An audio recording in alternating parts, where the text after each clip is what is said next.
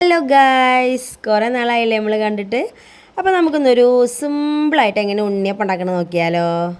ബാ, നമുക്ക് പച്ചരി വേണം. പച്ചരി നമ്മൾ 3 മണിക്കൂർ കുതിർത്തി കഴുകി എടുത്തിട്ടുള്ള പച്ചരിയാണ് കേട്ടോ. അത് ഇതാ ചെറുതാക്കി അരിഞ്ഞിട്ടുള്ള തേങ്ങ ഉണ്ട്. 3 വലിയ ശർക്കര എടുത്തിട്ട് നമുക്കിത് പാനിയാക്കുകയാണ് കേട്ടോ.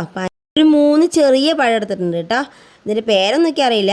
ഇനി ഇതാ മിക്സിയുടെ ജാറിലേക്ക് നമുക്ക് ആ പച്ചരി കഴുകിയത് ഇട്ട് കൊടുത്തിട്ട് കുറച്ച് വെള്ളം ചേർത്ത് ഒന്ന് അരച്ചെടുക്കാം കേട്ടോ. അപ്പോൾ അതാ നല്ല ഫൈനായിട്ട് അരഞ്ഞു വന്നിട്ടുണ്ട്. അപ്പോൾ ഇതിലേക്ക് നമുക്ക് ആ 3 ചെറുപഴം അതുപോലെ ഇട്ട് കൊടുക്കാം. എന്നിട്ട് നമുക്ക് തുള്ളി വെള്ളം ഒഴിച്ചിട്ട് ഒന്നും കൂടി നമുക്കത് നന്നായിട്ട് അരച്ചെടുക്കാം കേട്ടോ. അപ്പോൾ ഇതാ നമ്മുടെ മാവ് റെഡി ആയിട്ടുണ്ട്. നമുക്കിതൊരു പാത്രത്തിലേക്ക് ഒഴിച്ചു കൊടുക്കാം അല്ലേ. അപ്പോൾ ഇതാ നമ്മുടെ മാവിലേക്ക് നമുക്ക് എന്ത് ചെയ്യുക, നല്ല ചൂടോട് കൂടി തന്നെ ശർക്കരപ്പാനിയായിട്ട് ഒഴിച്ചു കൊടുക്കുക. നന്നായിട്ടാണ് മിക്സ് ചെയ്യുക. മാവ് നന്നായിട്ട് മിക്സ് ആക്കിയിട്ടുണ്ട് കേട്ടോ. അപ്പോൾ ഇതിലേക്ക് നമുക്ക് ടേസ്റ്റ് ഒന്ന് ബാലൻസ് ചെയ്യാൻ വേണ്ടി ഒരു നുള്ളു ഉപ്പിട്ട് കൊടുക്കാം. നെയ്യിൽ വഴറ്റിയെടുത്തിട്ടുള്ള നമ്മുടെ തേങ്ങാക്കൊത്താണ് നമുക്കിതിലേക്ക് ചേർക്കാം. അപ്പോൾ ഇതാ ചെറിയ ജീരകം ചേർത്തതിന് ശേഷം ഇതെല്ലാം കൂടെ നന്നായിട്ടൊന്ന് മിക്സ് ചെയ്തെടുക്കാം കേട്ടോ.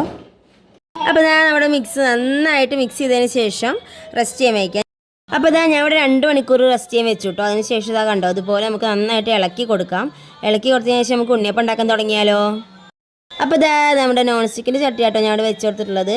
വെച്ച് കൊടുത്തതിന് ശേഷം ഇതാ വെളിച്ചെണ്ണയാണ് ഒഴിച്ചിട്ടുള്ളത്. വെളിച്ചെണ്ണ നമുക്ക് നന്നായിട്ട് എല്ലായിടത്തും ഒഴിച്ചു കൊടുക്കാം. അപ്പോൾ ഇതാ എണ്ണ നന്നായിട്ട് ചൂടായാൽ നമുക്കിതാ ഒരു തവി കൊണ്ട് മാവെടുത്ത് ഓരോന്നിലേക്ക് ഒഴിച്ചു കൊടുക്കാം കേട്ടോ.